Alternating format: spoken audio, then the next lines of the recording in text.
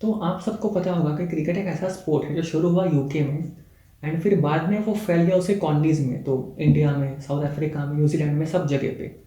But कुछ ऐसे देश हैं जो क्रिकेट खेलते हैं, अच्छे से खेलते हैं, भले ही उनका कोई भी रिलेशन नहीं है इस ब्रिटिश एम्पायर के साथ। एंड ऐसा ही एक देश है नेदरलैंड्स। तो आज हम जानेंगे इस वीडियो में कि नेदरलैंड्स इतना अच्छा क्रिकेट क्यों खेलता है। नाउ व्हेन आई से कि नेदरलैंड्स अच्छा क्रिकेट खेलता है, आप बोलोगे कि क्या मजाक कर रहे हैं, नेदरलैंड्स तो कभी वर्ल्ड कप जीता नहीं, कभी सेमीफाइनल में भी नहीं आया। बट रिमेंबर दिस कि क्रिकेट खेलने वाले कंट्रीज 104 है आईसीसी के मेंबर्स। उन सब में से नेदरलैंड्स का रैंक 12th है ओडीआईज में। वो काफ़ी अच्छी बात है किसी ऐसे कंट्री के लिए जो कॉलोनी नहीं था कभी ब्रिटिश का। तो इसीलिए ये इतनी स्पेशल कंट्री है। सो हेलो एवरीवन, नमस्ते, आन्योंघासेयो, कोनिचिवा, सैल्यू एंड इस बार डच में हेलो।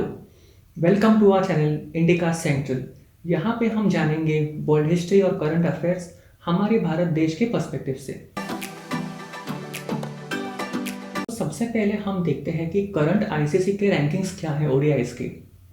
तो सबसे पहले आता है इंग्लैंड, जहाँ लोग मानते हैं कि शुरू हुआ क्रिकेट। उसके बाद आता है इंडिया, जो पहले कॉलोनी था इंग्लैंड का। फिर New Zealand, Australia, south Africa, Pakistan, जो कॉलोनीज थे इंग्लैंड के पहले।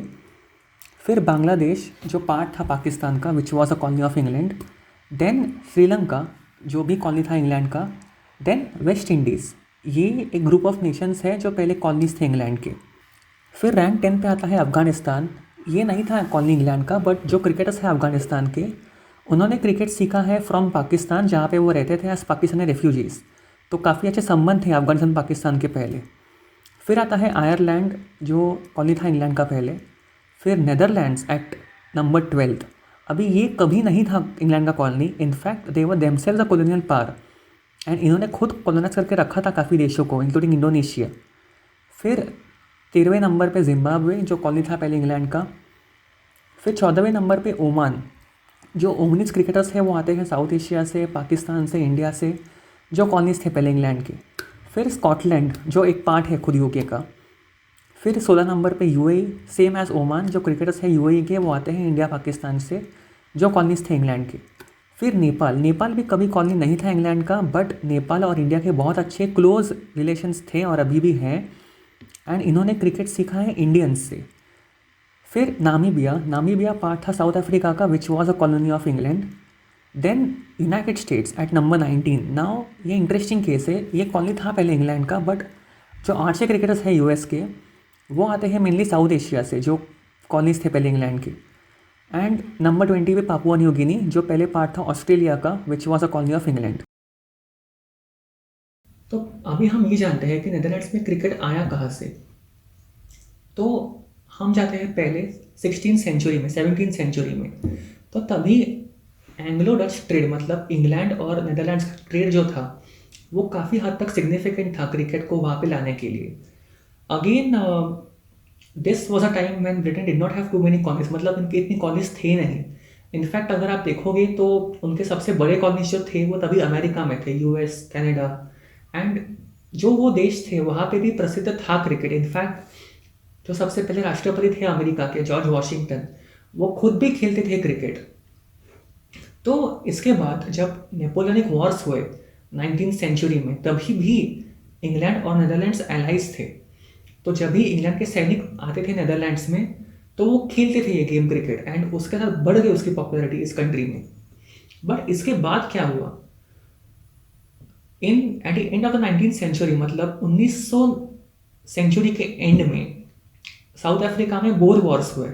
अभी बोर लोग कौन थे? बोर लोग मतलब साउथ अफ्रीका के डच डिसेंडेंट्स के लोग।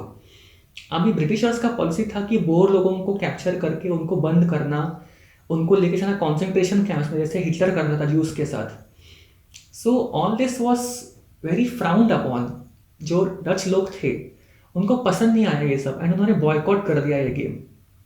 बट तभी भी 1883 में, मतलब 1883 में, नेदरलैंड्स में 18 क्रिकेट क्लब्स थे। एंड आज के ज़माने में एजैक्स क्रिकेट क्लब, जो उनका सबसे पुराना वाला क्लब है, उन्होंने मनाई अपनी 175th एनिवर्सरी 2017 में, तो काफ़ी पुराना क्लब है ये, आप सोच सकते हो।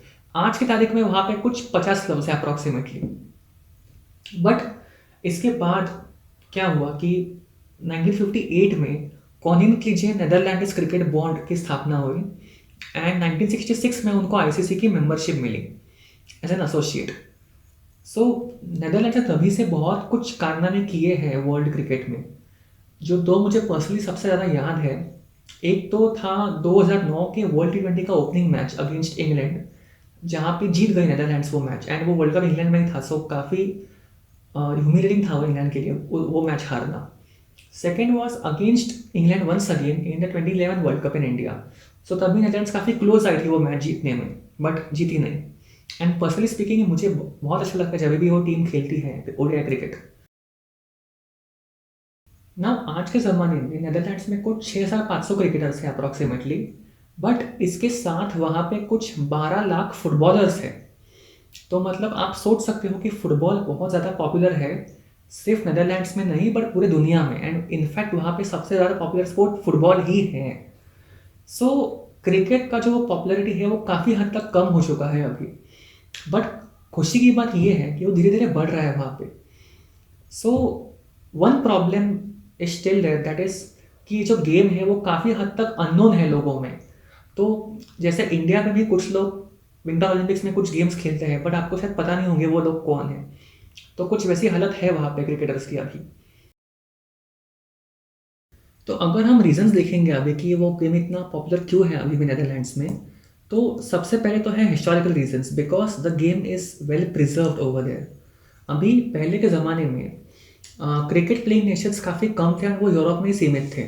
सो एक था फ्रांस, एक था बेल्जियम। इनफैक्ट जो 1900 का ओलंपिक्स में जो क्रिकेट मैच हुआ था, एक ही क्रिकेट मैच, वो हुआ था इंग्लैंड और फ्रांस के बीच में। एंड कुछ लोग तो ऐसा ही बोलते हैं कि फ्रांस में वो एक्चुअली क्रिकेट हुआ है ओरिजिनेट, ना कि इंग्लैंड में। तो फ्रांस और बेल्जियम के अलावा नेदरलैंड्स ने काफ़ी हद तक अच्छा मेंटेन किया है उसका क्रिकेटिंग स्टैंडर्ड अभी भी। Second reason is a good sporting culture. तो नेदरलैंड्स में काफ़ी अच्छा इंफ्रास्ट्रक्चर है क्रिकेट के लिए, वो काफ़ी अमीर देश है वैसे देखा जाए तो एक चीज़ है कि भले ही आप ऐसा कोई स्पोर्ट खेलते हो जो इतना पॉपुलर है नहीं, बट उसके खेलने के लिए आपको अच्छी सुविधाएं मिलेगी कंट्री की तरफ से, एंड आपको अच्छी खासी तनख्वाह भी मिलेगी उनके बोर्ड की तरफ से। ऑन दी अदर हैंड जो देश है जैसे नेपाल, जहाँ पे cricket is the most popular sport, but वहाँ पे उतनी अच्छी सुविधाएं हैं नहीं उनको खेलने के लिए, एंड उनकी उतनी अच्छी सैलरी भी नहीं मिलती वहाँ के प्लेयर्स को। Now the third reason is immigration, which is the most important reason actually. तो अगर आप देखोगे तो जो सबसे ज़्यादा बढ़िया लोग हैं क्रिकेट टीम के नेदरलैंड्स के, वो एक्चुअली वहाँ पे पैदा नहीं हुए, वो दूसरे देशों से वहाँ पे आए हैं। तो फॉर एग्जांपल पीटर बोरेन जो पहले के कैप्टन थे उनके, वो पैदा हुए न्यूजीलैंड में। रायन डेन डस्काटे जो काफ़ी लोगों को पता होगा बिकॉज वो खेले केकेआर के लिए आईपीएल में, वो पैदा हुए थे साउथ अफ्रीका में। Again Roelof van der Merwe, ये इंटरेस्टिंग आदमी है बिकॉज ये बॉर्न हुए साउथ अफ्रीका में, कुछ साल खेले साउथ अफ्रीका के लिए, बाद में शिफ्ट किए नेदरलैंड्स में एंड अभी वहाँ से खेलते हैं। इसके बाद टॉम कूपर, वो भी पैदा हुए ऑस्ट्रेलिया में ही। तो ये सब काफ़ी बड़े बड़े नाम है जो मैं ले रहा हूँ इस टीम के। सो ऐसा है कि अगर आप अच्छे क्रिकेट प्लेयर हो आपके कंट्री के, बट बाई चांस आपको अपनी नेशनल टीम नहीं ले रही है खेलने के लिए, तो आपके पास एक इजी रास्ता है कि आप इमिग्रेट कीजिए नेदरलैंड्स में, वहाँ की सिटीजनशिप बहुत इजीली मिल जाती है ऐसे लोगों को, एंड उस टीम के लिए खेलिए फिर इसके बाद से। Now almost half of the people जो टीम में हैं वो तो ऐसे ही हैं जो वहाँ पे पैदा नहीं हुए नेदरलैंड्स में, एंड कुछ कुछ लोग तो ऐसे भी हैं जो पैदा हुए नेदरलैंड्स में बट एथनिकली डच नहीं है। तो फॉर एग्जांपल एहसान मलिक, वो पैदा हुए नेदरलैंड्स में बट वो एथनिकली साउथ एशियन है, डच नहीं है। तो अभी फ्यूचर क्या है नेदरलैंड्स क्रिकेट टीम का, तो अगर आप मुझे पूछोगे मेरा ओपिनियन, तो मैं तो ये बोलूँगा कि अगर थोड़ा सा अच्छा परफॉर्म करने लगे वो टीम, स्पेशली T20s में या ODIs में, तो चांस अच्छा खासा है कि उनको मिल जाए टेस्ट मेंबरशिप एक कमिंग 20 ईयर्स में, बिकॉज अफगानिस्तान और आयरलैंड को भी अभी अभी मिली है because of their performance. Again Netherlands अभी ICC world ODI super league का पार्ट है जो 2023 के वर्ल्ड कप के लिए क्वालिफिकेशन के लिए काम आएगा उनको। So they have a very good chance at excelling in their ODI performance. But the most important thing is कि जो बाकी टीम्स हैं वो नेदरलैंड्स के साथ खेले ओडीआईज, जैसे कि जब भी कोई टीम इंग्लैंड टूर करती है एंड दैट टाइम वो नेदरलैंड्स के साथ भी खेल सकती है एक दो मैचेस। आप अगर मुझे पूछोगे तो आज तक कितने ओडीआईज इंडिया ने खेले हैं नेदरलैंड्स के साथ, तो there are just 2 ODIs that India has played and that too in world cups. So mind well कि अफगानिस्तान भी एक ऐसा कंट्री था जो 1990 से शुरू किया उसने क्रिकेट खेलना वहाँ के लोगों ने, बट उन्होंने इतना अच्छा क्रिकेट खेला कि 30 इयर्स के अंदर ही उनको मिल गया फुल मेंबरशिप आईसीसी का। सो अगर इतना गरीब देश ये काम कर सकता है तो नेदरलैंड्स क्यों नहीं? There is no limit to their possibilities. तो मैं आशा करता हूँ कि वीडियो आपको पसंद आया होगा, तो प्लीज़ लाइक बटन दबाइए, प्लीज़ शेयर कीजिए एंड सब्सक्राइब कीजिए हमारे चैनल को, इंडिका सेंट्रल को। ऑल्सो वहाँ पे जो बेल आइकन है उसे दबा दीजिए ताकि जो हमारे वीडियोज़ हम अपलोड करते हैं उसके अपडेट्स हम आपको तुरंत देते रहे। So thank you very much, thanks for watching, धन्यवाद, शुक्रिया।